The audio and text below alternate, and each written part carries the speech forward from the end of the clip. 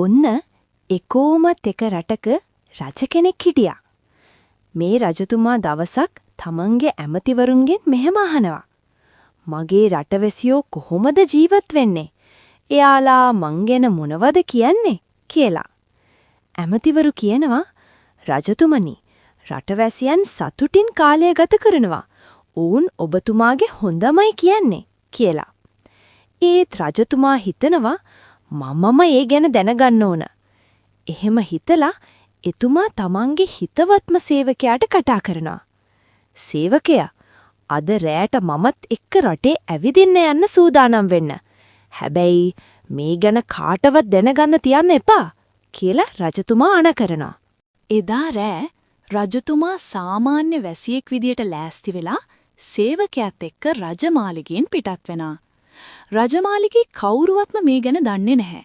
ඉතින් රජතුමා නගරේ වීදියෙන් වීදියට ගමන් කරනවා.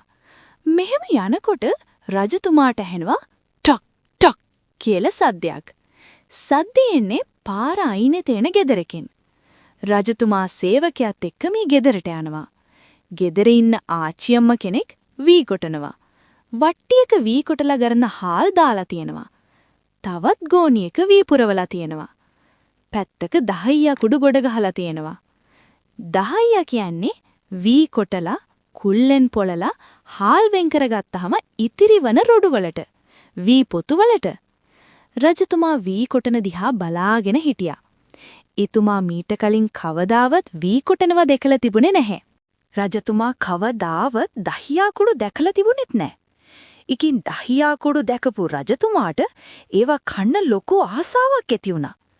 රජතුමා සේවකයාට කිව්වා දහියා කුඩු ටිකක් මල්ලකට දාගන්න කියලා. සේවකයා Tamanගේ කරේ තිබුණ මල්ලට දහියා ටිකක් දාගත්තා. ඊට පස්සේ ආයෙමත් ගමන පටන් ගත්තා.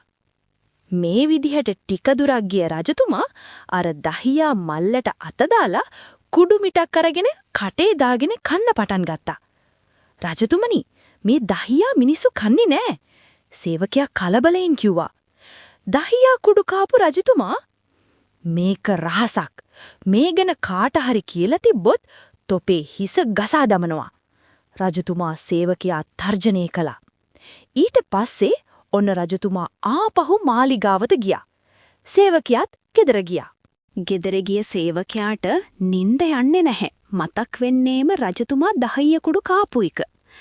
මේ රහස කාට හරි කියන්න ඕන කියලා යාට හිතෙනවා. ඒත් කියන්න බයයි. උදේම නැගිට්ට සේවකයා ගෙදරින් පිටත් වෙලා වෙනත් ගමකට යනම රජතුමා කුඩු කාපු එක කාට හරි කියන්න ඕනි කියලා. ඒත් කොහොම හරි ඒක රජතුමාට ආරංචි වෙයි. සේවකයා වෙනත් ගමකට යනවා.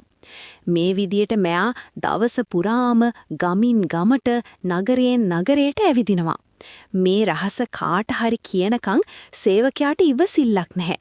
හිතට කිසිම නිදහසක් නැහැ. අන්තිමේදී මේ සේවකයා කැලෑවට යනවා. කැලේ මැදටම ගිය සේවකයා දකිනවා ගහක බෙනයක්. මේ බෙනේට ඔළුව දාපු සේවකයා රජ්ජුරුව කුඩු කෑවා කියලා හයියෙන් කිව්වා. ඊට පස්සේ හරිම නිදහසෙන් ආපහු ගියා. මේ විදිහට කාලයක් ගත වෙලා ගියා.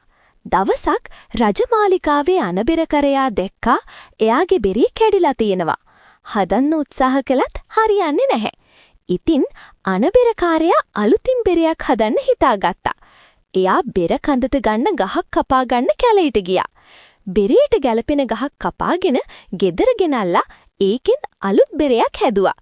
මේ විදිහට අලුතින් යමක් හැදුවම ඉස්සල්ලාම රජතුමාට තමයි පෙන්වන්න ඕනේ. ඉතින් අනබෙරකාරයා බෙරෙත් අරගෙන මාලිකාවට ගිහින් රජතුමාට මේ ගැන කිව්වා. රජතුමා සතුටු වෙලා "එහෙනම් හැමෝටම අහන්න බෙරේ ගහන්න" කියලා අණ කළා. මේ වෙලාවේ ඇමති මණ්ඩලයයි රජපෞලේ උදවියයි සේවක සේවකාවෝයි රජතුමා බැහැදකින්න මාලිගාවට ආව රටවැසියෝයි ඔක්කොම රැස් වෙලා හිටියේ. අනබෙරකාරයා බොහෝම සතුටින් බෙරේ ගහන්න පටන් ගත්තා. හැබැයි මේ බෙරේ ගහනකොට වෙන බෙරවලින් එන ඩුම් හඬ නම් ආවේ නැහැ. මේ බෙරේ ගහනකොට ආවේ රජ්ජුරුව කුඩු කෑවා කියලා. මේක අහපු රජතුමාට හොද්දටම කේන්ති ගිහින් ඒ වෙලාවෙම බෙරේ පළල ගිනි තියන්න අණ කළා. අනබෙරකාරයා බෙරේ හදන්න අරන් තින්නේ එදා සේවකයා රහස කියපු ගහයි.